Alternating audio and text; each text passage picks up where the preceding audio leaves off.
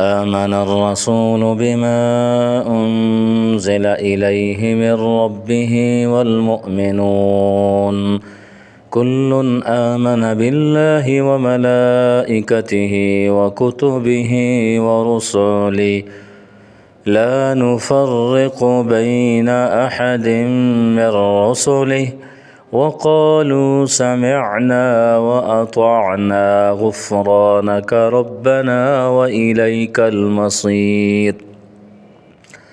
لا يكلف الله نفسا إلا وسعها لها ما كسبت وعليها ما اكتسبت ربنا لا تؤاخذنا إن نسينا أو أخطأنا ربنا ولا تحمل علينا إصرا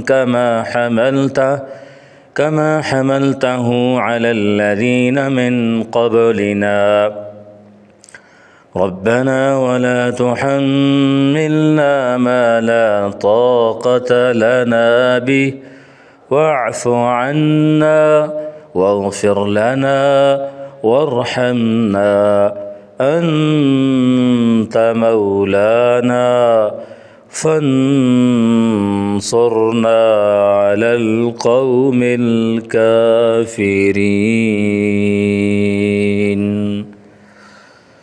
جزاك الله خيرا.